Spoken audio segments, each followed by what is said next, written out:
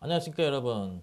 이번에 코텍스 M4F를 기반으로 한 MCU 아날로그 디바이스에서 새로 ADSB-CM40X라는 것을 개발하게 되었는데, 이 칩과 또한 시뮬링크를 이용해서 삼성 교류 전동기에 대해서 어떻게 제어하는지에 대해서 설명을 할 아날로그 디바이스 임종수라고 합니다. 전체 내용은 교류 전동기의 원리에 대해서 설명을 하고자 합니다. 그 다음에 교류 전동기를 갖다가 제어하는 방법, 그 다음에 교류 전동기의 구동 시스템을 어떻게 구성해야 되는지, 그 다음에 교류 전동기 구동을 위한 MCU 사양으로는 무엇이 필요한지에 대해서 살펴보고요. 그 다음에 그런 교류 전동기를 구동하기 위해서 ADS-BCM40S 아날로그 디바이스에서 개발한 MCU는 어떠한 특징과 성능을 갖고 있는지 살펴보겠습니다. 또한 소프트웨어 개발하는 데 있어서 많이 사용하시는 IAR하고 K1 기반의 디바이스 드라이버스에 대해서 잠깐 살펴보고요. 그 다음에 시뮬링크를 이용해서 여러분과 함께 벡터 제어 모델을 갖다가 한번 만들어 보도록 하겠습니다. 그리고 나서 시뮬링크로 생성한 만든 그 모델을 갖다가 중에서 벡터 제어하는 부분을 단순히 마우스로 클릭함으로 인해서 C코드를 생성해서 기존의 아날로그 디바이스에서 제공하는 디바이스 드라이버와 머지해서 결국은 모터를 갖다 구동하는, 실제 모터 SPMSM 500W짜리 모터를 갖다 구동하는 걸 갖다가 마지막으로 여러분들한테 보여주도록 하겠습니다. 또한 여러분들께서 직류 전동기를 구동하는 데 있어서 필요한 시뮬링크의 모델링을 어떻게 하는지 팁으로 알려드리도록 하겠습니다. 대부분에 대해서는 제어를 갖다 가장 중요시 여기기도 하지만, 원칙적으로 모터는 기계입니다. 그래서 전기 기계이기 때문에 그거에 대한 자석의 변화에 대한 이해는 상당히 중요하다고 생각하고 있습니다. 1831년도에 패러데이가 두 가지 실험을 했습니다. 하나는 어떤 것이었냐면 이런 식으로 철심, 코아라 부르죠. 그래서 철심에 이렇게 코일을 감아놓고 DC 이렇게 전원을 놓고, 그 다음에 반대편에다가는 이렇게 도선을 연결해서 나침판을 놨습니다. 여기에서 스위치를 껐다 켰다 하는 식으로 해서 전류의 변화를 갖다가 발생시키면, 그러면 이쪽에서 자속이 발생하게 되고, 이 자속의 변화가 이쪽으로 유기가 돼가지고 이쪽에서 유기된 그 자속의 변화가 기전력, 전압을 발생시키게 되고, 그 전압의 차에 의해서 전류가 흐르게 되는데, 그 전류를 유도전류라 부르고, 그리고 유도전류에 의해서 도선의 전류가 흐르면 이 근처에서 자속의 변화가 발생하고, 그로 인해서 나침판이 움직이는 이와 같은 원리를 갖다가 처음 실험을 통해서 알아냈는데, 여러분들께서 여기서 주시에서 보실 것은 무엇이냐면은, 이쪽에서 교류, 어떠한 주파수를 갖고 변화가 발생을 하면은 반대편에 유기기전력이 발생한다는 거. 그 자속의 변화에 의해서 이걸 갖다 여러분들께서 모토의 가장 기본적인 원리라고 할 수 있겠습니다. 또 하나는 뭐냐 하면은, 어떤 연구 자석을 갖다가 코일, 솔레노이드라고 하죠. 여기에서 왔다 갔다 이렇게 연구 자석을 왔다 갔다 하게 되면 자속의 변화가 생기고, 그러면 이 코일에서는 이 변화하는 자속에 방해하고자 막기 위해서 유기기전력이 발생을 하게 되고, 그 유기기전력에 의해서 전류가 또 생기게 되는데, 이게 발전기의 원리가 되겠습니다. 한 가지 이제 여러분들께서 팁으로 알아두실 것은, 발전기는 플레밍의 오른손 법칙이고, 그 다음에 전동기는 플레밍의 왼손 법칙을 갖다 이용해서 여러분들께서 해석을 하셔야 된다, 이런 얘기입니다. 자, 그래서 좀 더 자세하게 살펴보면 전동기가 왜 돌아가는지에 대해서, 저 같은 경우는 처음에 전동기의 동작 원리, 이거에 대해서 굉장히 중요시 여겼거든요. 이거에 대해서 원리, 어떻게 해서 전동기가 돌아가는지를 알고 그에 따른 제어를 갖다 정해줘야지 제대로 된 제어가 이루어진다고 생각을 하고 있습니다. 아라고의 원판이라고 해서 여기 이렇게 연구 자석을 놓았습니다. 이 연구 자석을 갖다 시계 방향으로 회전을 하게 되면은, 이 원판 입장에서 보면은 이 연구 자석이 가만히 있다고 치면 결국 이 원판은 반시계 방향으로 회전한다라고 볼 수가 있습니다. 그러면 앞서 우리가 얘기한 이 상황과 똑같습니다. 이 상황과 같이 연구 자석이 왔다 갔다 하면서 이제 자속의 변화를 갖다 여기서 시키는 거랑 똑같습니다. 자, 자성의 변화를 발전시키는 거에 의해서 전류가 발생하는 거니, 아까도 말씀드렸듯이 발전기에 올린 플레밍의 오른손 법칙에 의해서 이쪽으로 이렇게 유도 전류가 발생하게 됩니다. 그러면 도체판에 유도 전류가 발생했으니, 도체판 도선에 유도 전류가 발생했으니 거기에 따른 자속의 변화가 발생할 것이고, 그거에 따른 힘이 작용해서, 그래서 이쪽으로 이런 식으로 해서 시계 방향으로 똑같은 형태로 회전판이 돌아가게 되는 겁니다. 자, 결국은 이제 연구 자석을 갖다 이렇게 회전을 시키면 그거에 따라서 이 도체판도 같은 방향으로 회전을 하지만, 여러분들께서 하나 알아두셔야 될 것은, 얘가 바뀌었기 때문에 여기에서 얘가 움직여서 정지해 있는 도체판에서 얘가 움직여서 다시 말해서 자석의 변화가 생겨서 이게 돌아간 겁니다. 다시 말해서 항상 영구 자석과 회전판 상대 속도로 비교해 볼 때는 얘가 좀 더 빨라야 자석의 변화가 생기고 얘가 돌아갈 수 있다는 얘기입니다. 그러니까 이 고정자보다는 이 고정자가 더 빨리 자석, 다시 말해서 이 영구 자석이 더 빨리 회전을 해야 되고 그거에 따라서 이 회전판이 늦게 돌아가는 이 속도 차를 갖다 우리가 슬립이라고 합니다. 슬립이 존재해야지만 유도전류가 발생하고 그 발생한 유도전류를 힘으로 해가지고서 원판이 돌아가는 겁니다. 자, 이걸 갖다 테슬라가 이제 이런 식으로 120도 각도 단위로 해서 이렇게 고정자를 놓았습니다. 그 다음에 여기에다가 전류를 갖다가 이런 식으로 해서 집어넣죠. 전자석이 된 겁니다. 그래서 이쪽에서 N극에서 S극으로 이렇게 바뀌는 순간에 이 사인파가 원래부터가 원에서 나왔듯이 그러니까 일정하게 자석이 바뀌는 겁니다. 그 자석이 바뀌는 게 이쪽과 이쪽이 세 개가 120도 각도 단위로서 일정하게 바뀌면서 결국은 여기 고정자는 이제 가만히 있지만 말 그대로 고정자는 가만히 있지만 자석의 N극이 여기서 이렇게 천천히 연속적으로 바뀌는 이와 같은 효과가 발생하게 됩니다. 이걸 갖다 회전자계라고 합니다. 그래서 이 회전자계가 발생을 하게 되면은 자속의 변화가 원판에 발생하게 되고 이 원판은 회전자라고 합니다. 이 원판에 의해서 이 고정자의 회전자계와 원판에 회전하는 속도 사이의 차, 그 차에 의해서 그 슬립에 의해서 유도기전력에 의해서 모터가 회전을 하게 되는 겁니다. 자, 이제부터 여러분들께서는 그럼 모터를 구동시키려면 어떻게 해야 되느냐? 결국은 이와 같은 삼상의 그 120도 각도의 상을 갖고 있는 이제 전류를 갖다가 공급해 줘야 된다. 다시 말해서 그렇게 공급할 수 있도록 여러분들께서 이제 MC를 이용해서 이제 제어를 하게 될 것입니다. 정리를 하면 유도 전동기는 앞서 언급했던 것처럼 회전자를 도체로 만들어서 슬립에 의해 발생하는 유도 기전력을 에너지원으로 하여 토크를 발생시키는 방식인데, 자, 이거는 고정자 세개, 회전자 세개가 시간에 따라서 자석이 다 바뀌기 때문에 고정자에서 시변 상수 3개, 그 다음에 변수 3개, 회전자의 시변 3개, 그래서 총 6개의 전압방정식으로 모델링을 하게 될 텐데, 여러분들께서 이 전압방정식에 대해서 모델링하는 거에 대해서는 알아두셔야 되는 게 뒤에 가서 여러분들께서 아시겠지만 정확하게 이제 전동기에 대한 전압방정식을 갖다 이해를 하시고 거기에 따라서 DQ 전류를 제어하게 되기 때문입니다. 동기식 전동기는 회전자 영구자석입니다. 다시 말해서 일정한 자석을 갖고 돌아가는 거죠. 그렇기 때문에 이때는 고정자에만 시변 3개가 있기 때문에 이거는 3개의 전압방정식으로 표현된다 볼 수가 있고, 자, 그래서 고정자에서 N극이 돌아가는 데 따라서 회전자의 S극이 딱 일치가 돼가지고서 똑같은 속도로 돌아가기 때문에 얘는 동기식이라고 부르는 겁니다. 근데 유도전동기는 아까도 말씀드렸듯이 회전자계보다는 회전자가 약간 늦게, 얼마만큼? 슬립만큼 늦게 돌아가서 발생하는 유도기전으로 돌아가는 거기 때문에 얘는 동기 속도, 회전자계랑 똑같은 속도가 아니고 얘는 회전자계랑 똑같은 속도로 돈다. 이렇게 생각하시면 되겠습니다. 자, 그럼 이제 여러분들께서는 이제 보통 이제 엘리베이터나 이제 방금 좀 이따 설명할 이제 500W, 사실상 500W 정도 된다 하더라도 굉장히 큰 전력이죠. 이런 대전력을 갖다가 뭐 단순히 여러분들께서 뭐 OPMP나 이런 걸로 갖다가 디스크리트한 소자 갖고서 이렇게 주파수를 갖다 바꿔가면서 다시 말해서 우리가 주파수를 바꿔야겠죠. 아까 설명했던 것처럼 여기에 있는 이 주파수를 바꿈으로 인해서 회전 속도를 제어할 수 있을 테니까요. 자, 이런 주파수를 바꾸는 걸 갖다가 어떠한 이제 아날로그 소재 몇 개 갖고는 만들 수가 없습니다. 자, 이런 걸 갖다 하기 위해서 우리가 새로 생각하는 게 이제 PWM이라는 겁니다. 자, 이 PWM을 왜 사용해야 되는 건지 한번 생각해 보도록 하자고요. 자, 대부분이 아니라 모든 모터들은 다 코일 쪽으로 해가지고서 이제 전압을 갖다가 발생해서 넣어주게 되는데, 자, 여러분들께서 하나 이제 알아두셔야 될 것은 코일로 갖다가 여러분들께서 이런 형태의 전압을 갖다가 이제 이 사인파 같은 전압을 갖다 얻고 싶은 겁니다. 이런 경우에 자, 여기에다가 요쪽 올라가면 올라갈수록 듀티 사이클 PWM 펄스를 크게 하고 내려가면 내려갈수록 작게 하는 이런 식으로 해가지고 PWM 펄스를 발생시키는 걸 갖다가 코일을 통과시켜주면은 이런 식의 그 전류가 발생하게 됩니다.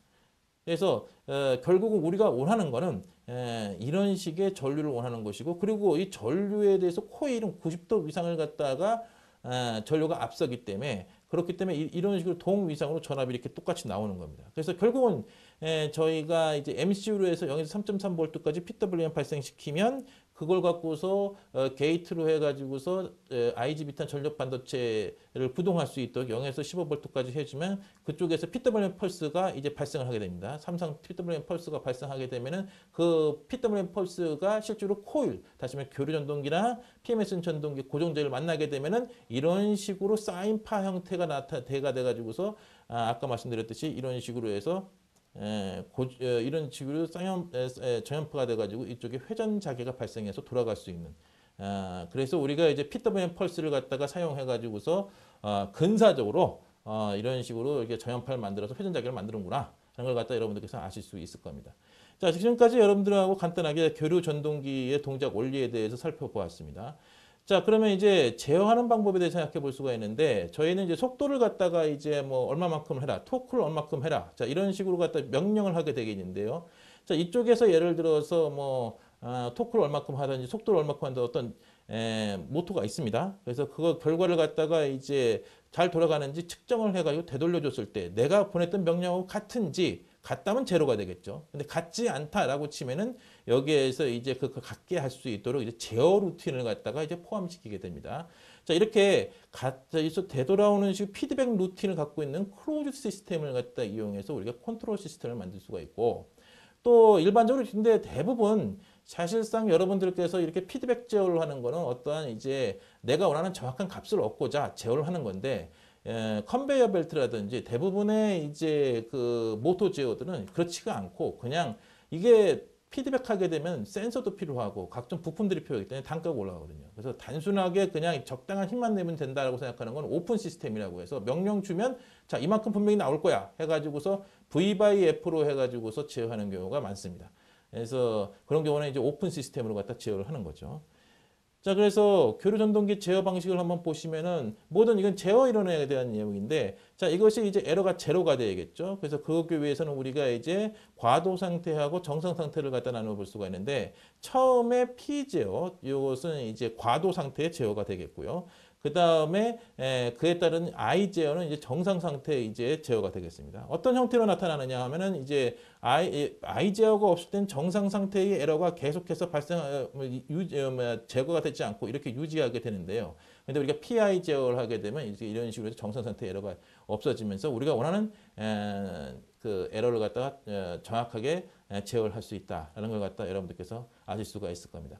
자, 이와 같은 내용들은 지금 현재 저희 제가 지금 세미나하는 거는 짧은 시간에 많은 내용을 갖다가 설명을 해야 되기 때문에 좀 더 자세한 내용이나 아니면 좀 구체적인 내용들을 원하신다고 치면은 제 마지막 참고문헌에 있는 저희 카페라든지 그 관련된 자료를 갖다 참조하시든지 문의를 하신다고 치면 성실히 답변을 하도록 하겠습니다. 그래서 교류 전동기 제어 방법을 보면은 결국은 이런 식으로 이건 DC 모터를 갖다가 모델링한 겁니다. 그래서 이제 모터를 갖다가 이렇게 모델링 해놓고 전류 제어기, 그 다음에 속도 제어기, 위치 제어기 이런 식으로 해가지고서 우리가 제어를 하게 되는데 이때마다 이제 PI 제어기가 이제 하나씩 들어가는 거죠. 이제 PI 제어기는 차원이 없는 거기 때문에 이런 식으로 해가지고서 제어를 갖다가 할 수 있게 되는 겁니다. 자, 이거는 이제 우리가 많이 사용하는 삼성 전동기에 대한 전체 시스템입니다. 사실 이거에 대해서 이제 제가 직접 이제 그 다른 동료들 성균관대 이제 동료들이랑 같이 직접 제작도 했는데요. 이쪽은 이제 이 모터가 있고 이쪽에서 이제 정류기를 통해서 이제 일반적으로 단상이나 삼상이 들어오겠죠. 자, 들어오면은 여기 초기 충전 저항이 이렇게 있고 그 다음에 이제 바로 이게 들어가면 터지기 때문에 여기다 릴레이를 달아가지고서 이제 초기 충전 저항을 갖다 할 수 있도록 이렇게 저항기를 하나 달아놓죠. 그 다음에 여기 이렇게 삼상 풀브릿지 형태로 이렇게 달아놓고 그 다음에 여기에서 이제 전류 센싱을 갖다가 합니다. 보통 이제 두 개를 해도 한쪽은 이제 120도 각도이기 때문에 유추할 수 있지만 정밀한 제어를 위한다면 이제 보통 이제 세 개. 션트를 쓸 수도 하고 이제 CT 같은 경우 이제 두 개를 주로 해서 받아서 쓰죠. 그 다음에 이제 위치를 알기 위해서 이제 ABZ. 근데 이제 저희가 이번에 그 데모로 보여줄 것은 이제 Z 펄스를 쓰지 않고 홀 센서. 를 사용하게 됩니다. 이 Z 펄스 360도 가까이 잘 모를 수가 있는 최악의 사태 이렇게 발생할 수도 있지만 홀 센서 같은 경우는 60도 각도 내에서 오차가 발생하기 때문에 좀 더 쉽게 할 수 있죠. 대부분 다 이제 전류 펄스를 빵빵 때려가지고서 초기 회전각 위치를 갖다 하는데 물론 이건 모두 다 이제 그 PMSM 모터인 경우만 그렇게 되겠죠. 그래서 이제 엔코더에서 신호가 들어오면 A하고 B하고 펄스가 들어옵니다. 들어오면 QEP가 이제 이 속도를 알게 되겠죠. 그래서 이제 속도를 측정하게 되겠고, 이쪽으로 해서 전류를 센싱하게 되겠고, 그 다음에 이쪽으로 해서 전압을 갖다 센싱하게 되겠고, 그 다음에 이 안에서 이제 제어 루틴이 돌면서 UVW, XYZ 6개의 그 IGBT 또는 뭐 모스 FET를 돌릴 수 있도록 이제 PWM 펄스를 갖다 발생시키는 겁니다. 자, 이쪽 강전이죠. 아주 강전이기 때문에 이제 잘못했다가 이제 터지는 경우도 많기 때문에 여기다 이제 아이솔레이터를 갖다 달아주게 되는데, 이게 아이솔레이티드 게이트 드라이버. 저희 쪽에 그 ADVM 4223이라고 해서 아이솔레이티드 게이트 드라이버를 갖다 사용해가지고 하면 이쪽하고 완벽하게 차단이 되면서 라이징 엣지와 폴링 엣지가 굉장히 샤프하게 슬로우 레이트 굉장히 우수한 이런 게이트 드라이버를 갖다 생각할 수가 있으며, 또한 이쪽에서 전류를 갖다가 센싱할 때도 이쪽하고 아이솔레이션 시키기 위해서 아이솔레이티드 AD 컨버터가 있습니다. 그래서 아이솔레이티드 AD 컨버터로 갖다가 한 번에 연결해서 션트 레지스터 연결해서 측정을 할 수가 있는 이와 같은 다른 디스크리트한 아날로그 소재도 저희 쪽에서 제공하고 있습니다. 자, 교류전동기 구동을 위한 MCU에서 무엇이 필요하냐? MCU가 갖춰야 되는 교류전동기를 구동하기 위해서 필요한 것들을 갖다 살펴보면요. 회전자의 위치를 알아야 되겠습니다. 회전자의 위치를 아는 것 중에서 가장 많이 사용하는 것은 엔코더. 그 중에서도 이제 인크리멘털 엔코더를 많이 사용하죠. 하지만 요즘은 뭐 앱솔루트 엔코더나 인크리멘털 엔코더나 가격적으로는 뭐 무조건 싸니까 이제 엔크리먼털 엔코더를 많이 고려하는데, 이제 리졸버 같은 경우는 자동차 같은 경우에 이제 트랙션 모터 같은 경우에 많이 사용하는데요. 이 엔코더 같은 경우는 이제 광판에 홈을 내 가지고서 거기에서 반사되는 걸로 알다 보니까는 충격에 의하면은 이제 광판이 약간 휜다든지 이렇게 되면 이제 망가지기 십상이기 때문에, 이제 자동차 같은 경우는 이제 리졸버 같은 거라고 해서, 리졸버는 이제 똑같은 모터랑 비슷한 원리로 해서 이제 위치를 알려주는 건데, 이쪽으로는 이제 저희 그 출력해주는 그 위치를 알려주는 게 아날로그로 출력이 됩니다. 리졸버는 아날로그로 출력된 걸 디지털로 표현해주기 위해서 우리는 AD2S12XS 시리즈라고 RDC 칩을 갖다 저희가 또 제공하고 있고요. 그 다음에 엔코더 쪽에서는 디지털 출력이 나옵니다. 그래서 디지털 아까 말씀드렸듯이 펄스가 나오거든요. A, B, Z 펄스가 나옵니다. 전류 전압을 측정을 해야겠죠. 그래서 UVW 중에서 2개를 하든지 아니면 좀 더 정확한 걸 하면 3개의 전류를 측정할 수 있도록 하고, 그 다음에 한 개의 DC 링크 이제 볼티지를 갖다가 측정할 수 있도록 최하 이제 3개 ADC 2개, DC 링크 하나, 이제 3개의 ADC 포트가 필요한데요. 이게 실질적으로 이제 그 DC 링크가 볼티지 같은 경우는 저희 나라 같은 경우는 이제 주로 이제 발전소에서 공급해주는 전원이 안정적인데, 이제 개발도상국 같은 경우에 이게 좀 틀리는 경우가, 흔들리는 경우가 많아가지고, 그래가지고 여기다가 이제 또는 이제 다른 부하 원인 때문에 이제 PFC를 붙이는 경우도 많거든요. 그래서 그런 것들을 고려해 볼 만합니다. PWM 스위칭으로 갖다가 보면은 일반 PWM 펄스 내보내 주는 것이 아니라 전용 교류전동기를 제어하기 위한 전용 PWM 포트가 필요한데, 왜냐하면 이제 아까도 말씀드렸듯이 여기 있는 이 전력용 반도체는 데드 타임이라는 게 필요합니다. 그래서 다 꺼져 있는 시간이 필요하거든요. 그래서 온 타임보다 오프 타임이 좀 더 길어야 되기 때문에, 그것이 맞지 않아서 쇼트 나버리면은 여기서 이렇게 연결해서 암 쇼트라고 부릅니다. 이게 쇼트가 나버리면 폭발을 하게 되거든요. 그래서 데드 타임을 갖다가 사용하는 이제 IGBT나 모스 FET 그 데이터 시트를 보고서 그걸 참조해서 집어넣어 줘야 되고요. 그 다음에 아까 전에 제가 이제 PWM8을 왜 사용하는지를 갖다 보여준 적이 있습니다. PWM 펄스를 갖다가 결국은 적분시켜주는 꼴이거든요. 그래서 그거 전염표를 얻는 꼴인데, 그 PWM 듀티 사이클이 길면은 전류 리프립이 심하게 발생하게 돼서 그것이 결국은 전력 손실을 발생하고 또 기계 시스템이 쉽게 망가질 수 있기 때문에 PWM을 갖다 굉장히 정밀하게 제어하는 것은 굉장히 중요한 교류전동기의 페리퍼럴 PWM 포트의 요구사항이라고 할 수 있겠습니다. 자, 그리고 또 하나는 뭐냐면 이제 여러분들께서 이제 한 가지 생각하실 건 뭐냐면은, 아까 전에 고정자에서 3개의 그 정형파를 120도 각도로 떨어뜨려서 발생을 시킨다고 했는데, 그 3개의 정형파는 똑같은 주파수로 바뀌는 겁니다. 어떤 면에서 보면은 3상이라고 볼 수는 있지만, 이걸 갖다 2상 정지로 바꿀 수 있고, 그 다음에 2상 회전으로 바꿔서 이게 되면은 결국 DC상에서 위아래로 왔다 갔다 해주면 3상의 주파수가 바뀌게 되는, 이런 걸 예측할 수가 있습니다. 사실 이게 좀 복잡한 내용이 아닌 것이, 고등학교 다닐 때 이제 좌표축 변환이라는 걸 배운 적이 있습니다. 그거랑 이제 똑같은 원리거든요. 그러니까 이것이 왜냐하면 3상, 3개의 이 축에서 이제 주파수 바뀌긴 하지만 이 세 개의 변화량이 똑같고 하다 보니까는 결국 한 상에서의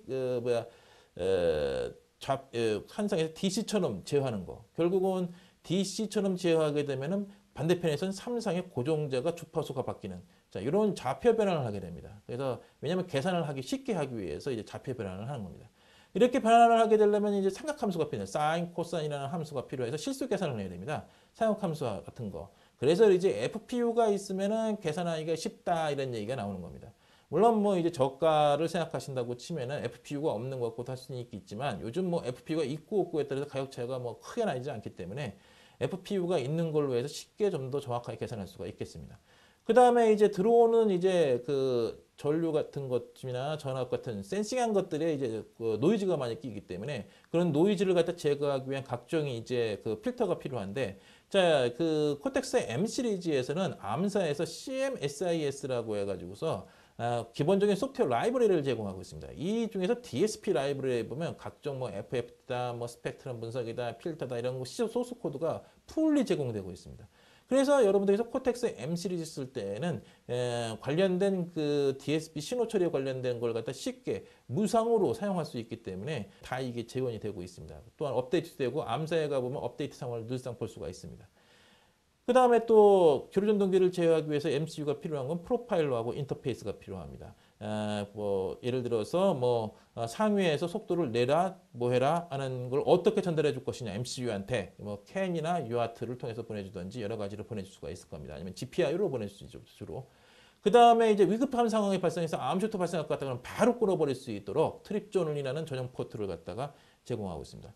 자, 그래서 지금 이제부터 여러분들이랑 따져볼 내용은 뭐냐면 코텍스 M4F에 대한 내용입니다. 여러분께서 이제 코텍스 M 시리즈는 코텍스 아키텍처 버전 7의 M 시리즈를 따라가는데 자, 특이할 점이 많죠. 왜냐하면 고정된 메모리 맵을 갖고 있습니다. 이렇게 고정된 메모리 맵을 갖고 있고 또 NVIC라고 해서 네스트 벡터 인터럽트 컨트롤러라고 해서 동일한 인터럽트 컨트롤러를 갖고 있습니다. 그러니까 코딩하는 사람 입장에서 보면은 페리퍼럴 부분만 약간 틀리고 나머지 핵심 되는 부분들은 밴드에 상관없이 똑같기 때문에 그러니까 결국은 A 밴드에서 B 밴드, C 밴드를 이렇게 건너뛰기가 쉽고 그리고 또 그런 코어를 기준으로 밴드들이 개발을 하다 보니까 가격이 경쟁력이 굉장히 센 게 사실입니다. 또한 암사에서 또 모바일 베이스로 성공한 암사에서 만들다 보니까 전력 소모도 굉장히 작기 때문에 안정된 전력 소비량도 좋은 저가의 코텍스를 사용한다는 특징이 있습니다.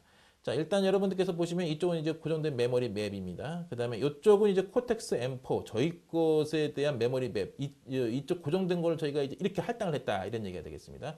그 중에 우리가 특징적으로 봐야 될 것은 내부 플래시가 2MB까지 지원을 하고, 그 다음에 SRAM이 384KB까지 지원을 합니다. 상당히 좀 넓은 용량을 가지고 있습니다. 자, 좀 더 자세히 보시면요. 내부 메모리 384KB가 있으면 또 L1 캐시가 16KB가 또 있습니다. 그 다음에 2MB 플래시, 인터널 플래시 메모리가 있고요. 그 다음에 240MHz의 동급에서 제일 빠른 코어 클럭을 갖다가 지원하고 있으며 시스템 버스가 이제 50에서 100MHz. 이 시스템 버스 기준으로 해서 모든 페리퍼럴의 레졸루션이 결정되기 때문에 굉장히 그 시스템 버스 베이스로 갖다가 빨리 동작할 수 있도록 아키텍처를 구성했다고 볼 수가 있습니다. 4개의 QEP가 있습니다. 그래서 QEP에서 들어오는 것도 마찬가지로 시스템 클락 베이스로 해서 들어오는 A, B, Z 펄스들을 갖다가 트랜지션을 갖다가 체크해 가지고서 속도를 갖다 알려주게 되어 있습니다. 자, 교류전동기를 구동하는 데서 가장 중요한 게 이제 PWM하고 ADC가 되겠습니다. 지금 현재 여러분들께서 보시고 있는 거는 이제 저희 아날로그 디바이스에서 나오는 ADSP CM40S의 PWM 포트에 대한 특징인데요. 16비트 형태의 그 카운터로 해가지고서 PWM 생성을 갖다 할 수가 있는데 여기 보시다시피 타이머가 지금 현재 각 일반적으로 A, B, Z, 그러니까 일반적으로 U, V, W 이렇게 세 개만 있어도 되는데 하나가 더 있습니다. 그래서 이렇게 6개만 U, V, W, X, Y, Z만 있어도 되는데 하나가 더 있는 형태로 구성이 되어 있고요. 각각에 대한 채널은 이렇게 타이머를 독립적으로 두어서 따로따로 제각각 이제 듀티 사이클을 제어할 수도 있고요. 아니면 이제 공통의 타이머를 이용해서 한 번에 제어할 수도 있는 보통 이제 이런 식으로 해서 모터 전동기를 돌릴 땐 이런 식으로 해서 사용하죠. 그 다음에 이제 그 각각의 이제 PWM 펄스의 기준점을 갖다가 만들기 위해서 이제 PWM 싱크 인터럽트가 3개가 나오고 있습니다. 그래서 최대 이런 유니트가 지금 3개가 지원되기 때문에 최대 3개의 교류 전동기까지 구동이 가능하고요. 그 다음에 이 PWM 펄스, 아까도 말씀드렸듯이 전류 리핏 잡을 수 있도록 아주 정밀한 PWM 펄스 듀티 사이클 제어가 굉장히 중요한 건데, 지금 현재 ADS-B CM40S는 HP Heightened Precision PWM이라고 해서 시스템 클럭의 4분의 1까지 듀티를 갖다 제어할 수가 있습니다. 아까도 말씀드린 시스템 클럭이 100MHz까지 된다고 했으니까 2.5나노세컨드까지 듀티를 갖다가 제어할 수 있다라는 얘기가 되었습니다. 그 다음에 트립존이라는 거는 이제 외부 전용 핀으로 들어와서 트립존을 갖다가 트리거링 할 수도 있고 아니면 소프트웨어적으로도 발생시킬 수가 있습니다. 특이한 거는 뭐냐 하면은 저희 프로세서들은 다른 프로세서하고 틀린 게 각 페리퍼럴은 마스터와 슬레이브로 갖다 구분할 수가 있습니다. 자, 요거에 대해서는 뒤에 ADC를 갖다 설명할 때 이제 마스터와 슬레이브로 구분한다는 게 어떠한 장점이 있는지를 설명하도록 하겠습니다. 일단은 ADC, 저희 거 PWM을 보시면은 이쪽 이렇게 시메트리컬하게 좌우 이렇게 스위치 온 타임, 오프 타임 이렇게 구분되고, 그 다음에 어시메트릭하게 아니면은 여기 상하위가 있을 때 이쪽하고 이쪽이 상보적인 관계가 아닌 경우, 이렇게 상보적인 아닌 경우에 시메트릭하고 어시메트릭, 우리가 모터 제어할 때는 당연히 이걸 뭐 사용하겠죠. 근데 이제 이런 식으로 위쪽하고 아래쪽 반도체, 전력 반도체를 갖다 이렇게 상보적이게 아니게 할 때는 이렇게 데드타임이 사라진다는 거. 데드타임을 갖다 여러분들께서 이렇게 집어넣어서 사용할 수 있다는 거 갖다가 알아두시면 되고, 요거는 이제 제가 직접 이제 저희 프로세서를 갖고 이별션 보드 측정을 한 겁니다. 그래서 2.5나노세컨드까지 이런 식으로 해서 PWM을 제어할 수 있다는 걸 갖다 스코프로 잡아서 여러분들한테 이렇게 4등분을 하는 겁니다. 시스템 클락을 갖다가 여러분들께서 설정한 50에서 100MHz까지 설정한 그 시스템 클락을 갖다 4등분을 해가지고서 이게 듀티 사이클 제어할 수 있는 게 하이튼드 프리시즌 PWM이라고 해서 이런 거에 대해서 제공하고 있습니다. 자, 그래서 그 다음에 여러분들이랑 또 한번 상의해 볼 거는 ADC 포트입니다. 이게 상당히 중요한 내용인데, 일반적으로 이제 정밀한 이제 ADC 샘플링을 컨버팅을 하고 싶다고 치면은 이제 시그마 델타 모듈레이터 앤드 데시메이션 필터를 갖다가 고려하죠. 그런데 이제 좀 더 빠른 속도의 좀 저가로 가고 싶은 경우에는 이제 싹 AD 컨버터를 갖다 사용하고 있습니다. 저희 쪽에서는 이제 두 개의 독립적인 16비트 싹 AD 컨버터가 내장되어 있습니다. 그래서 패밀리 그룹으로 따져보면 402F하고 403F는 24채널을 갖고 있고요. 407F하고 408F는 16채널을 갖고 있습니다. 그 다음에 그 샘플 레이트, 컨버전 레이트를 보면 375 나노세컨드가 되고, 이 모든 것들은 다 AD 컨버터는 이벤트 베이스로 동작을 합니다. 이벤트 베이스 동작한다는 게 무엇인지 잠시 후에 설명을 해드릴 건데요. 자, 제일 중요한 거는 이제 이벤트 베이스로 움직인다는 것이 이제 각 채널당으로 이제 ADC 포트가 지금 16개입니다. 그러면 이제 각각 8개씩 갖고 있다는 얘기가 되겠죠. 2개의 싸가 있으니까요. 그럼 8개씩에서 어느 채널에다가 내가 전류를 묶어놨나, 아니면 몬도를 묶어놨나, 아니면 DC링크를 묶어놨나, 그렇게 묶어놨을 때 그놈들을 갖다가 언제 샘플링 할 건지 타임 스케줄링, 샘플링 타임 스케줄링 하는 게 이벤트 타임에 해당하는 거고요. 그 다음에 그 각 채널에 대한 컨피그레이션 하는 게 이벤트 컨트롤러고요. 그 다음에 샘플링된 데이터가 들어가서 저장되는 것이 바로 이벤트 데이터가 되는 거고, 그때의 각 채널에 대한 상태를 알려주는 게 이벤트 스테이터스입니다. 결국 이벤트는 몇 개냐? 요 패밀리군에서는 24개, 요 패밀리군에서는 16개. 숫자는 24개인데 8개는 리저브드. 이런 식으로 해서 운영을 하고 있습니다. 또 하나는 뭐냐면 2개의 싹 컨버터에 들어오는 것을 갖다 동시에 샘플링하게 할 수 있습니다. 예를 들어 UVW를 전류 측정하는데 U하고 V를 동시에 샘플링하고 싶다. 이런 경우에 여기 컨트롤러에 세팅만 해주면은 그러면 동시 샘플링도 가능한 이런 식으로 해가지고서 제어를 할 수 있도록 되어 있고, 그 다음에 16개가 있을 때 아까도 말씀드렸듯이 2개이기 때문에 8개 있다고 했잖아요. 그럼 한 8개를 프레임 단위로 해가지고 쫙 데이터를 갖다 이벤트 데이터 넣은 걸 갖다가 DMA 통신으로 메모리에 딱 옮겨놓는 이런 형태를 갖다 프레임 베이스라고 하는데 그런 식으로 쓸 것이냐, 아니면은 각 채널마다 데이터가 들어 샘플링 될 때마다 그걸 갖다 이벤트 데이터에 가서 주석할 거냐, 이런 식으로 해서 세팅을 해주면 그때마다 인터럽트를 발생시켜 줍니다. 그리고 ADC 에러 상태를 갖다가 또 알려주도록 인터럽트 발생하고요. 자, 그 다음에 아까도 말씀드린 게 있죠. 트리거의 마스터 슬레이브. 자, 이거는 얘는 슬레이브 6개, 그 다음에 마스터 2개를 지원한다는데 그게 무슨 뜻인지 한번 그림을 보면서 설명해 보도록 하겠습니다. 자, 일반적으로 우리가 PWM 제어를 한다고 하면 보통 10kHz, 100마이크로세컨드죠. 100마이크로세컨드마다 우리는 PWM을 갖다 발생을 시켜줘야 돼요. 그럼 PWM 포트에서 100마이크로세컨드마다 이제 PWM 포트를 발생시키려고 할 때 얘가 마스터가 됩니다. 이 페리퍼럴이, PWM이. 그리고 나서 AD 컨버터를 슬레이브로 합니다. 그럼 PWM 포트에 인터럽터 딱 걸리면 얘가 AD 컨버터는 트리거 신호를 딱 보냅니다. 그래서 이쪽 얘한테 PWM 페리퍼럴이 ADC 페리퍼럴한테 야, 그 전류 데이터 좀 나한테 넘겨줘 라고 하는 식으로 해서 페리퍼럴 사이에 마스터와 슬레이브로 둬가지고 코어로 하여금 부담을 적게, 그러니까 페리퍼럴끼리 서로 읽고 쓰기를 갖다가 서로 간의 명령을 주고받을 수 있도록 함으로 인해서 코어는 자기 나름대로의 계산을 더 할 수 있도록 코어의 부담을 줄여주는 이와 같은 시스템인데, 사실 이거는 멀티코어 시스템에서 기본적으로 사용하는 겁니다. 그래서 저희 그 ADSP CM40S는 싱글 코어지만 그래도 멀티코어 베이스로 이렇게 이런 아키텍처를 제공하고 있습니다. 그래서 이쪽으로 해서 이제 PWM 인터럽터 발생했다. 자, 너 전류 좀 보내줘. 그러면 이쪽에서 트리거링 된 놈이 자, 이런 식으로 해서 이벤트 이쪽으로 아까도 말씀드렸듯이 최대 이쪽으로 12개, 이쪽으로 12개. 이런 식으로 해서 물론 이제 아까 얘기했듯이 16채널짜리 이쪽에 8개, 이렇게 8개 이렇게 되겠죠. 자, 이런 식으로 해서 데이터가 이렇게 컨버전 돼 가지고 컨트롤 페이지, 컨버전 페이지, 데이터 페이지 해서 싹 컨버터의 기본적인 구조입니다. 이렇게 데이터가 들어와서 이쪽으로 P4로 들어오게 되면서 그 다음에 이제 이벤트 데이터에 들어가게 돼서 쌓이게 되면 DMA로 해서 이렇게 나가게 되는, 자, 이런 식으로 해가지고서 구성이 이루어지고 있습니다. 요거는 이제 저희 그 AD 컨버터를 갖다가 이제 한번 실제 시스템에 한번 적용해 볼 때는 이렇게 해보는 게 어떻겠냐를 갖다 얘기해 보는 겁니다. 그래서 이렇게 지금 현재 이쪽에서 지금 온도 한번 이제 서머커플러로 한번 재보고요. 그럼 저희 쪽에 이제 AD849X라고 해가지고서 서머커플러에 굉장히 열 쪽으로 굉장히 우수한 OPM프가 있습니다. 요걸 이용해 가지고서 서머커플러를 통해서 이제 온도를 갖다가 AD 컨버터에 보내주고요. DC 링크를 갖다가 재서 보내주고요. 그 다음에 전류를 갖다가 보내주는데 요거는 하나 이런 식으로 해서 각각의 AD 컨버터에 보내서 동시에 받으려고 합니다.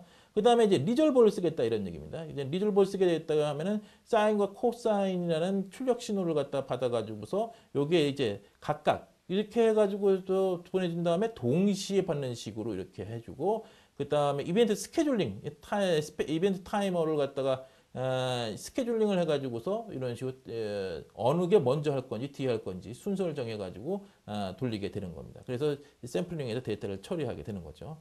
이거에 대한 좀 상의하고 좀 더 많은 그 이해가 필요하시다, 정보가 필요하시다는 분들이 있으면 아까도 말씀드렸듯이 제 마지막에 나오는 카페에서 질문을 하시면 제가 성심껏 답변을 하도록 하겠습니다. 자, 그래서 간단하게 저희 디바이스에 대해서 알아보았고, 저희 디바이스를 이용해서 이제 교류 전동기를 구동하기 위해서는 코딩을 해야 될 겁니다. 자, 일반적으로 많이 쓰이는 게 이제 IAR하고 Keil인데, 자, Keil MDK ARM은 이와 같은 파일 시스템을 구성하고요. IAR Embedded Workbench는 이와 같은 파일을 갖다가 구조를 갖고 있습니다. 그런데 이제 근본적으로 우리가 IAR하고 Keil 사이 왔다 갔다 할 때 이제 어려운 건 뭐냐면 부트로더 부분을 갖다 어셈블리 코드로 짜야 되는데, 그리고 링커 스크립트 파일을 만들어야 되는데, 이게 툴마다 틀려서 얘가 일로 가고 얘가 일로 못 가는 이런 사태가 많이 발생을 하거든요. 근데 중요한 건 뭐냐면 부트로더는 왜 어셈블리 코드로만 짜야 되는지, 또 링크 스크립트 파일은 뭔지에 대한 개념을 갖다 여러분들이 충분히 아시고 각 툴에 대한 특성을 아신다고 치면 여기서 일로 가고 여기서 일로 가는 게 전혀 문제가 되지는 않습니다. 가장 중요한 거는 어느 툴에 목매이다 보면은 그 툴에 대해서 더 발전이 없거든요. 그러니까 여러분들께서 그 원리를 갖다 깨고 치신다고 치면은 굉장히 좋을 거라고 생각이 됩니다. 여기 한 가지 말씀드렸죠. 어셈블리 코드를 만들 때 수도 어셈블리만 다르지 인스트럭션 셋은 버전 아키텍처 7M에 정의되어 있듯이 모든 툴에서 동일하다라는 것 같은 걸 말씀드리고 싶습니다. 자, 그래서 저희 쪽에서는 이제 그 IAR 베이스로 해서 자원을 효율적으로 관리하고, 그다음에 RTOS를 위한 모듈화에 중점을 둔 드라이버가 있고요. 그 다음에 여기 그림에서 보시듯이 이렇게 난 PWM 테스트를 하고 싶다. ADC를 테스트하고 싶다. 뭐 DML 테스트하고 싶다. 각각에 대해서 테스트를 갖다 여러분들께서 선택해서 할 수 있도록 그리고 이걸 갖다가 또 메모리 덤프도 하고 싶다라고 할 때 그걸 갖다 어떻게 하는지에 대해서 이제 어떠한 이제 모듈 하나 아니면 어떤 복잡한 시스템을 갖추지 않고 간단하게 직관적으로 만든 드라이버 2개의 코드가 있습니다. 그래서 여러분들께서 어떤 원하는 것이 있다 싶으면은 그쪽을 갖다 여러분들한테 기술 지원할 수 있도록 다 준비가 돼 있다라는 걸 갖다가 말씀을 드리고 싶습니다. 자, 그럼 이제 여러분들하고 이제 SPM, SM 모터를 이제 본격적으로 돌려봐야겠는데요. 자, 그 모터를 갖다 돌리는 방법에 대해서 이제 설명을 해보도록 하겠습니다. 사실 여기에는 나는 이제 이 수식이나 지금부터 조금씩 보여줄 시뮬링크 모델들은 제가 송영관대에서 몇 년에 걸쳐서 강의를 했던 내용들이고 그 강의 자료에 대한 많은 포괄적인 내용들은 저희 카페에 가서 확인할 수가 있을 겁니다. 자, SPM, SM부터 한번 살펴보도록 하자고요. SPM, SM은 서피스 그야말로 표면에 이런 식으로 해서 이제 연고색을 붙인 겁니다. 아주 기가 막히게 붙이다 보니까는 회전을 많이 하다 보면 어떻게 되겠, 잘못하면 이게 떨어져 나갈 수도 있다는. 그게 다시 말해서 이게 내구성이 좋지 않다는. 하지만 이 제어는 아주 쉽습니다. 왜냐하면 이제 Q 성분만 있고 D축 전류가 없거든요. 그러니까는 이제 우리는 Q축 전류만 갖고서 이제 제어를 하면 되기 때문에 아주 심플하죠. 토크에 보면 이제 Q축 전류가 없습니다. 이게 그냥 D축 전류가 없습니다. Q축 전류만 존재하거든요. 그러다 보니까는 이제 제어의 아이템이 줄어들었기 때문에 쉽다라는 거. 이건 전압 방정식입니다. 이 전압 방정식은 여러분들이 그 참고로 썼듯이 뭐 설 교수님 책이나 아니면 김상훈 교수님 책 보시면 쉽게 이제 알 수가 있을 텐데 이걸 왜 썼느냐? 제일 중요한 건 이 전압 방정식에서 여러분들께서는 이제 전류를 갖다가 제어를 할 거거든요. 그때 이제 이 수식, 이 미분 방정식에 맞게 전류를 갖다 제어해야 된다 이런 얘기입니다. 그래야 모터에 맞게 돌아가는 거지. 이 룰을 깨트리는 식으로 전류를 갖다가 제어를 하면 안 된다는 얘기입니다. 그게 무슨 말이냐? 여러분들께서 이제 이쪽을 보시면 아실 겁니다. 이게 일반적인 전류 제역인데요. 자, 여기를 보시면 이쪽 텀하고 이쪽 텀을 잘 보시면 아시겠지만 이게 바로 이 앞부분에 있는 빨간색 줄은 이 부분입니다. 그래서 여러분들께서 전류를 제어하고 싶다. SPM, SM으로 그러면 D축 전류는 없으니까 이쪽으로 가서 이제 그 속도를 갖다 집어넣겠죠. 속도 제어를 하는 겁니다. 그 다음에 이제 여기에서 전류가 들어왔죠. 그럼 전류 제어를 할 때 그때에 어떻게 된다고요? 요 놈이 일종의 그 모터의 전압 방정식과 같은 겁니다. 이 룰에 맞춰서 전류를 제어해 줘야 모터가 제대로 돌아갈 수 있다는 얘기입니다. 그래서 여기에서는 이제 회전 좌표계, 그래서 이따가 정지 좌표, 그래서 삼상 이제 정지 좌표계로 바꿔가지고 내보내주고, 그 다음에 여기서 받으면 또 여기는 삼상 정진이 다시 이쪽에 맞춰서 하려면 또 이상 또 회전 좌표계로 바꿔줘야겠죠. 자, 이런 식으로 해가지고서 여러분들께서 생각하신다고 치면 굉장히 쉽게 이해를 할 수 있을 거라고 생각합니다. PWM을 만들어줄 때는 이제 SPWM하고 SVPWM하고 이제 많이 사용하고 있는데 SVPWM에 대해서는 이제 SPWM보다도 효율이 좋죠. 이제 이 부분에 대해서는 이제 추후에 설명해 드리도록 하겠습니다. 자, 일단은 이제 이 앞부분에서 봤던 건 이제 굉장히 이제 그 개요, 애브스트랙트하게 봤고요. 좀 더 디테일하게 이 내용을 갖다가 이제 분석해 보면 이렇게 이제 분석이 될 겁니다.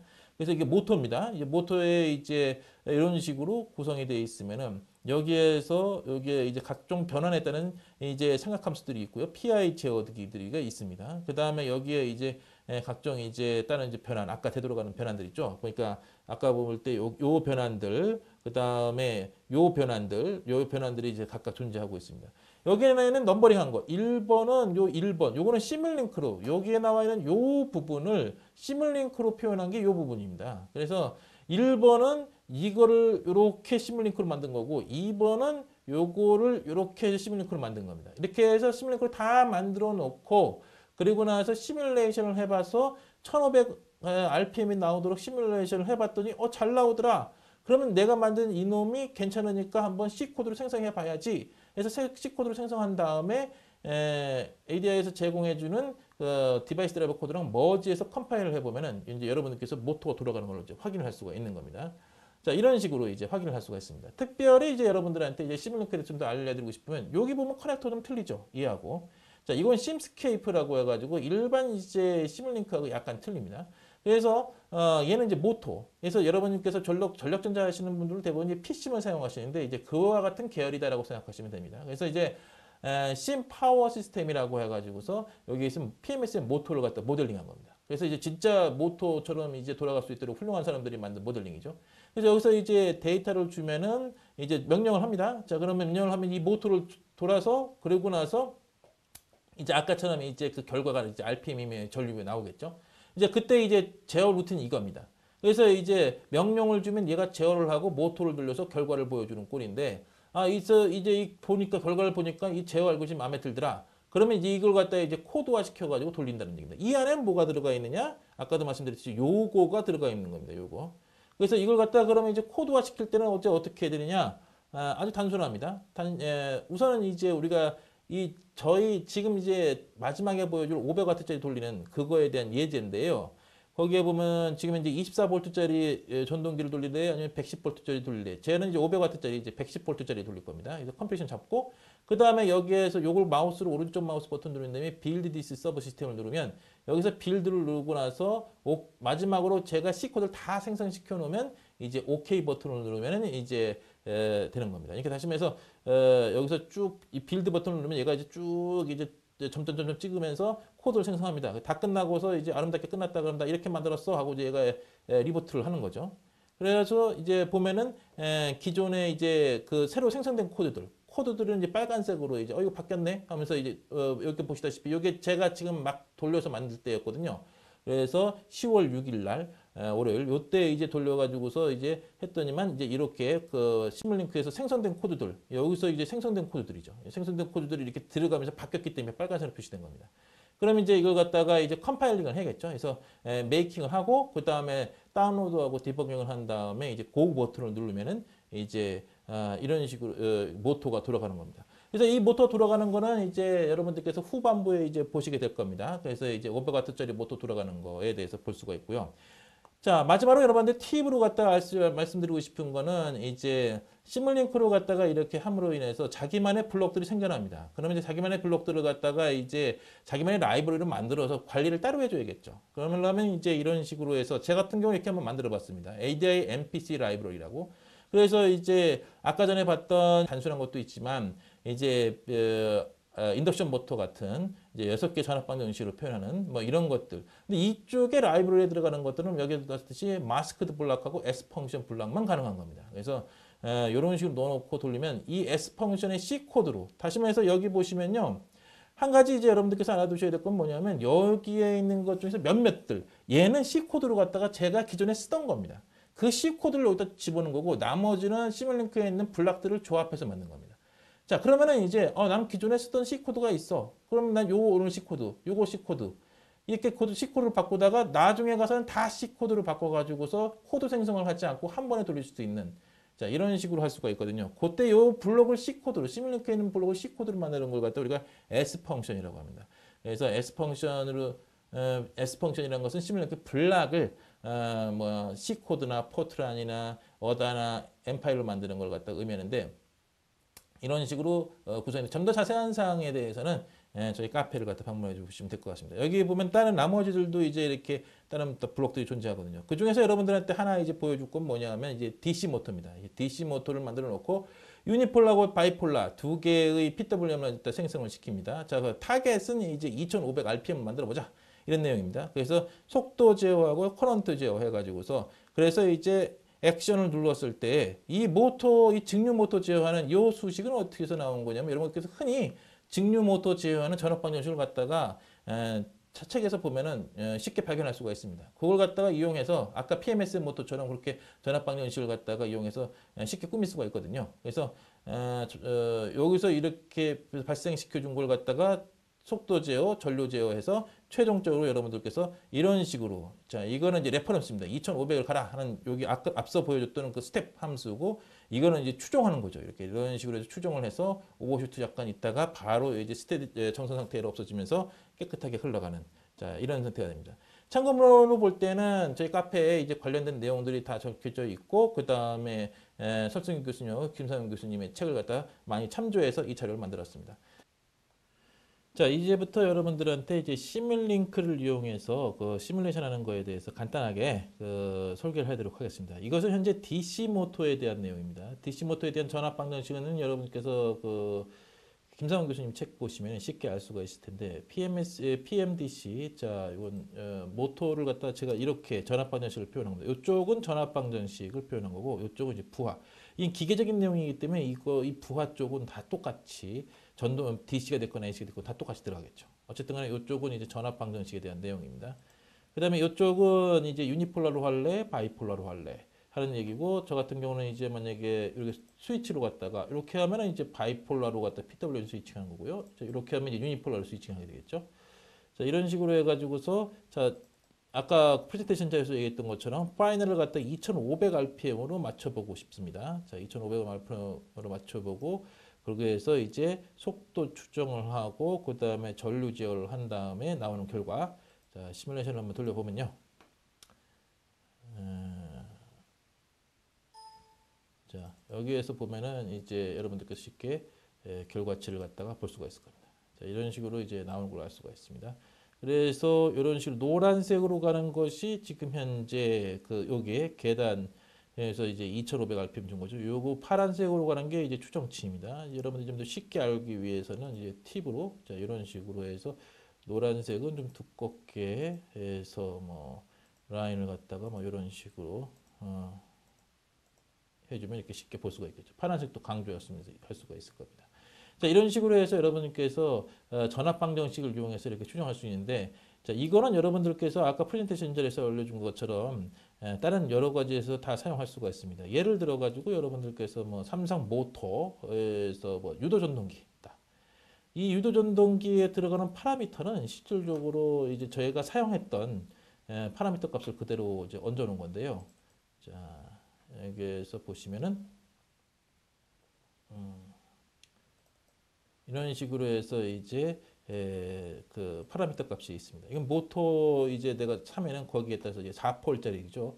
이게 여러 가지 이렇게 있고 그리고 나서 실제로 이거는 말씀드렸을 때 강의할 때 말씀드렸듯이 12의 함수 고정자의 3개, 회전자의 3개, 총 6개의 전압 방정식이 나오라고 했죠. 결국 6개의 미분 방정식이 있겠네요. 자, 그래서 여기 보시면은 이런 식으로 해서 이쪽으로 하나, 둘, 그다음에 미분 방정식이 또 셋, 넷, 다섯, 6개 이렇게 있고 이쪽 뒤쪽으로 해서 부하 이렇게 해서 들어오는 식으로 해서 미분 방정식이 있는 식으로 총 6개가 있는 형태가 되겠습니다.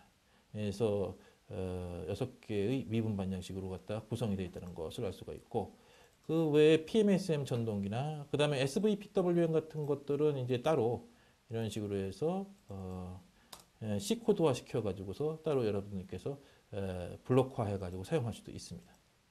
이런 식으로 해서 여러분들께서 쉽게 여러분들께서 비싼 고가의 심 파워 시스템을 사용할 수도 있지만 여러분이 학습한 전압 방정식과 모터의 동작 원리를 갖다 근간으로 해가지고서 여러분께서 직접 만들어서 사용할 수도 있다라는 걸 갖다가 말씀드리고 싶습니다. 자, 방금 전까지 보여드린 거는 이제 시뮬링크를 이용한 시뮬레이션을 어떻게 하느냐에 대한 내용이었고 좀 더 자세한 사항은 저희 카페에서 제공하는 프레젠테이션 자료가 있습니다. 그래서 제가 그 프레젠테이션 자료를 보시면 좀 더 자세한 사항을 알 수가 있겠고요. 이번에 여러분한테 이제 보여드릴 건 뭐냐면 500W짜리 ADI에서 제공해준 이볼루션 보드로 갖다가 직접 구동하는 걸 갖다가 이제 보여드리고자 합니다. 아까 전에 제가 이제 시뮬레이션 하면서 프레젠테이션 하면서 설명한 거 있었죠. 시뮬링크로 모델링한 거. 그걸 갖다 C코드 생성을 했고, 그 다음에 IL로 컴파일을 했죠. 이제 그걸 갖다 지금 보시는 이 보드에다가 이제 내려서 돌려보도록 하겠습니다. 이 보드를 갖다 구성도를 간단하게 보면은 일반적으로 이제 정렬을 하면서 PFC를 거치게 됩니다. 그래서 어떠한 이제 부하에 의한 이제 소스의 왜곡을 막기 위해서 그래서 그걸 갖다가 이제 보상하기 위해서 PFC를 갖다가 사용하는데 그 칩을 ADP1047을 사용하고 있습니다. 그 다음에 이거는 IPM 모듈을 사용하고 있습니다. 그 다음에 이제 전류를 갖다가 센싱하기 위해서 션트 레지스터를 갖다 사용하는데 이때 이제 AD7401을 사용하는데 저희 회사에서 이제 제공해주는 AD74 시리즈는 이제 시그마 델타 모듈레이터입니다. 그래서 시그마 델타 이 모듈레이터에서 전류를 갖다 아이솔레이티드 시그마 델타 모듈레이터거든요. 그래서 전류를 갖다 생싱해서 들어오면은 그걸 갖다가 이제 디지털 데이터화 시키기 위한 데시메이션 필터가 필요하죠. 그 데시메이션 필터가 일반적으로 싱크3나 싱크4 형태, 뭐 CIC 필터 형태를 취하기 때문에 우리가 싱크3, 싱크4 3, 4차가 좋은 특성을 갖고 있기 때문에 그걸 사용하게 되는데 저희 ADSP CM408, 40X 시리즈는 싱크 3, 싱크 4 페리퍼럴 4개를 갖고 있습니다. 다시 말해서 AD740X 시그마 델타 모듈레이터를 갖다가 바로 데시메이션 필터 필요 없이 바로 연결, 얘가 데시메이션 역할을 하니까요. 바로 연결해서 사용할 수 있는 이런 구조를 갖고 있습니다. 그래서 이렇게 해서 전류 센싱을 할 수가 있고요. 아니면은 그냥 바로 이렇게 홀 센싱을 해가지고서 여기 와가지고서 내부에 있는 SA AD 컨버터 2개를 통해서 할 수도 있고, 이건 아까의 매트랩에 있는 컨피그레이션 레지스터를 결정을 해가지고서 시그마 델타를 쓸 것인지 SA를 쓸 것인지를 선택을 하게 되어 있습니다. 그 다음에 이제 AD2S1210은 이제 이 이벨루션 보드를 갖다가 만약에 여러분들께서 리졸버랑 붙여 쓰고 싶다라고 할 때는 이제 요걸 이용해서 사용할 수 있도록 공호까지 이제 준비가 되어 있는 겁니다. 자, 이제 그럼 본격적으로 여러분들이랑 같이 이제 220V 그 다음에 요거 500W짜리 삼상 SPMSM 모터를 돌리는 걸 갖다 실제로 한번 보여드리도록 하겠습니다. 자. 이번에 이제 직접 돌아가는 걸 갖다가 여러분들한테 이제 보여드릴 건데요. 여기 지금 SPMSM 모터가 보입니다. 500W짜리. 그 다음에 지금 현재 여기 지금 이제 LCD에는 현재 제가 VDC를 갖다 지금 넣지 않았기 때문에 지금 5V로 현재 낮게 나오고 있고, 여기 컨트롤러 보드입니다. 그래서 이건 그 저희 그 코텍스 M4에 대한 이블루션 보드고요. 그다음에 요거는 지금 이제 인버터 V입니다. 그래서 IPMSM 을 갖다 사용하고 있고요. 그래서 전압과 전류 센싱을 갖다 여기서 이렇게 하고 있고, 이건 DC 캡이 되겠습니다. 그다음에 이건 홀 센서하고 그다음에 QAP 들어오고 있고, 그다음에 UVW 이렇게 전력이 공급되고 있습니다. 그래서 이런 식으로 이제 간단하게 구성을 했고요. 자, 그래서 아까 전에 만들었던 여러분들이랑 같이 만들었던 그걸 갖다가 다운로딩을 하고 그다음에 이제 전원을 갖다 넣도록 해보겠습니다. 자, 다운로딩을 벌써 했고요. 자, 전원을 넣습니다. 그러면 전원을 넣게 되면은 이제 전원 이제 DC 전압이 이제 올라가기 시작하겠죠. 그 다음에 이제 ADI에서 제공해주는 이제 GUI 파워 프로그램을 이용해서 이제 모터를 갖다가 한번 구동을 해보도록 하겠습니다. 일단은 이제 UART 통신을 통해 가지고서 전류를 이제 제어를 하게 되어 있습니다. 그래서 컨피그레이션 하고 스타트를 한 다음에 자, 이렇게 돌리면은 지금 현재 440 RPM 정도 되는데요. 지금 이제 바로바로 이제 반영이 이제 안 이루어진 거는 이제 UART 통신을 통해서 약간 늦게. 자, 그래서 좀 더 이제 RPM 올려보도록 720 RPM을 지금 하고 있습니다. 정확하게 지금 추정하고 가고 있습니다. 벡터 제어하고 있는 거거든요. 자, 그 다음에 1220. 자, 비슷하게 지금 추정하고 가고 있습니다. 이런 식으로 해서 여러분들께서 지금 제가 현재 매트랩에서 GUI로 슬라이드 바로 갖다 이용해서 속도를 갖다가 위에 지금 계속 올리고 있는 거거든요. 그래서 이제 3000 RPM 그래서 올라와서 좀 더 높게 2200 RPM입니다. 이런 식으로 올라갔다가 또 밑으로 또 줄일 수 있고요. 자, 이런 식으로 해서 여러분들이 만든 현재 이제 VDC 350, DC 링크 350V 지금 제대로 맞춰져 있습니다. 이런 식으로 해서 여러분들께서 만든 시뮬링크와 저희 ADI에서 제공해주는 디바이스 드랩을 머지해서 컴파일해서 다운로딩을 해서 여러분들께서 매트랩을 이용해서 모니터링도 할 수 있고 제어도 할 수 있고 여러 가지를 갖다 이런 것들에서 다 할 수 있다는 걸 보여줬습니다. 지금까지 저희 그 ADI의 그 ADSP CM40X에 대한 세미나를 들어주셔서 감사하고요. 좀 더 많은 내용과 그리고 어떤 추가적인 질문 사항이나 그런 것이 있다면 프레젠테이션 맨 마지막에 보여줬던 카페에 질문을 하신다든지 하시면 제가 성심성의껏 답변해 드리도록 하겠습니다. 수강해 주셔서 감사합니다. 고생하셨습니다.